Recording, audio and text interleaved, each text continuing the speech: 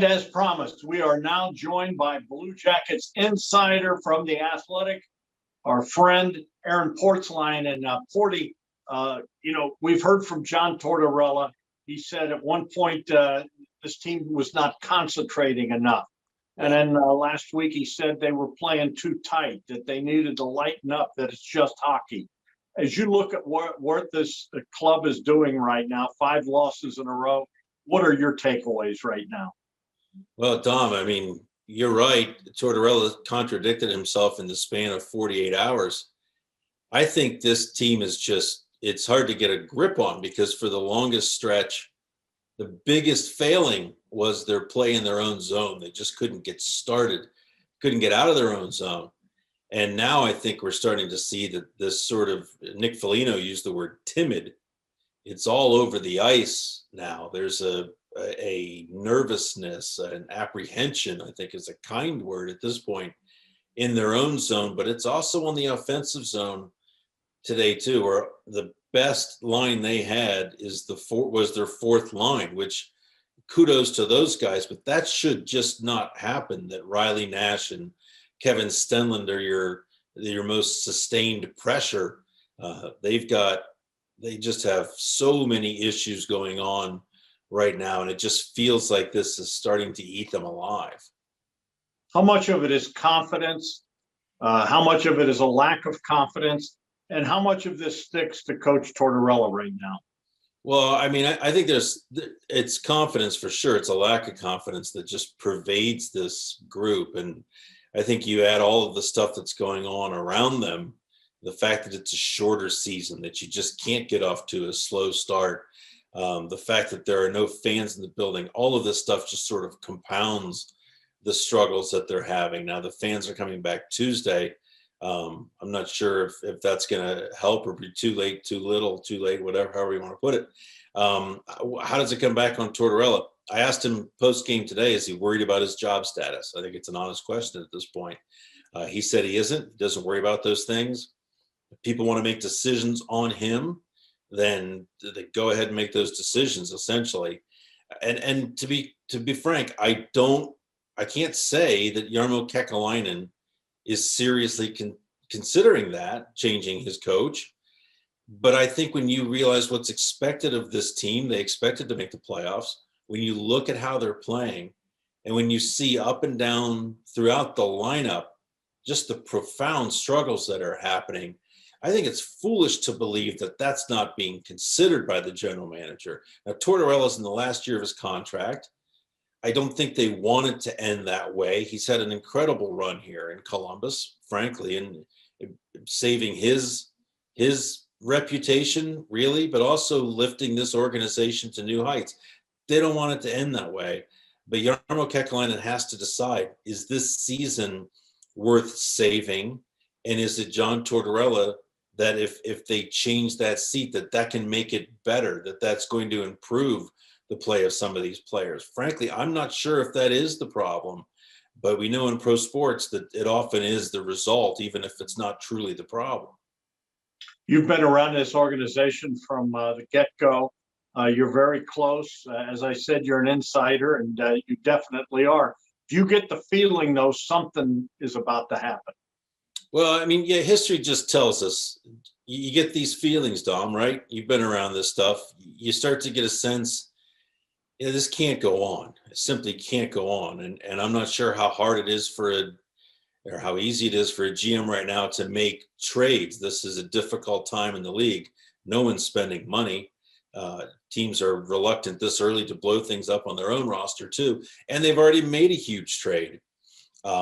Again, I go back and forth. I think Jarmo's question is, does firing the coach instantly make this team play better? Does promoting one of these assistant coaches, Brad Shaw, Brad Larson, does it help this team the rest of the way?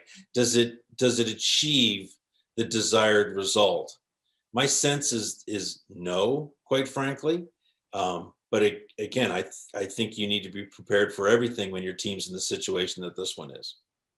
How about Corpy? How much of this is on him? Obviously, the defense, has had its struggles, but how about, there's been a lot of goals going.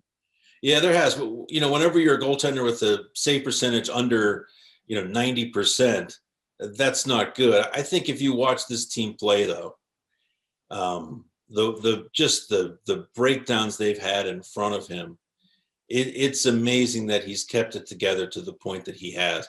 Really, you go through the 22 games that they've played, I think there's probably 3 or 4 goals, period, that he would want to have back. On the flip side, I think there's probably well into the double digits goals that players behind the scenes probably are apologizing for. Just the insane, unpredictable, just totally incomprehensible play in their own zone by this team, which really, that's been their strength for so many years, is how quickly they get out of the zone. Look, Seth Jones hasn't played great. I think he's been better of late. Zach Werenski wasn't great early. I think he's been a little bit better, but it's not the depth on this team that's hurt them. It's the defensive top 4 that just hasn't been there. It's the players on the front end that have let them down, veteran players of whom much is expected. How different is this team if Max Domi, the player they acquired for Josh Anderson, how different does this team look if he could be, I don't know, average right now? I mean, he solves a problem down the middle. This is a guy they brought in to be their second line center, maybe pushed to be the first line center. It turns out at this point, they don't think he can even play center. So he's playing on the wing. And another way to put this, they started the season a week before training camp. It was Pierre-Luc Dubois. It was Max Domi. It was Riley Nash and Mikko Koivu down the middle. As of yesterday, Saturday, none of those 4 were playing center for the Blue Jackets anymore. They've moved all over the place. That tells you how the best laid plans have really blown up for the Blue Jackets at that very critical forward position. Porty, last thing, and I want to say this, I'm a fan of John Tortorella. Yep. But with that said, you look at this team, and clearly we thought this team was going to be pretty good, but it's been weird from the get-go. You think about the COVID, you think about the whole deal with Pierre-Luc Dubois. I mean, I feel bad for Torts because he probably thought he had something going here. Yeah. And I don't know. I mean, this is I don't know that I've ever seen anything like this. Yeah. Well, I'm not a big fire the coach guy. I think I'm probably way more patient on that. I hope I'm more patient on that than Twitter is, because Twitter wants to fire the coach after every game. But and to be fair to John Tortorella, as I said earlier, I don't think anybody can look at what's happened here and say that this is all the doing of John Tortorella. How much of this did he create? How much blame does he share for the Pierre-Luc Dubois stuff that blew up? They thought they could make it work. They barely made it through the first week of the season with that. How much of that is on Torts? Could these players, it's a fair question. I don't know the answer to it. Jarmo has to be kicking this around. Could these players we've talked about, Max Domi, the defensive top 4, Emil Bemstrom, let's even go to younger players of whom so much has been expected and it just hasn't been delivered yet. Could these players be thriving with a different voice back there? I'm not sure. But as I said, these decisions are made all of the time in pro sports, where even if it's not fair, it's the move that's made. Look what the Montreal Canadiens did last week to close Julien, a team that started 7-2-1, Montreal. And people in Montreal are saying, is this one of the best Canadian teams of the last 50 years?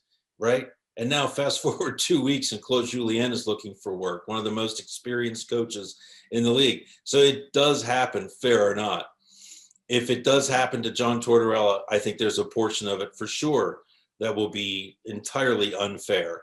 But unfortunately in this league, not at all unusual.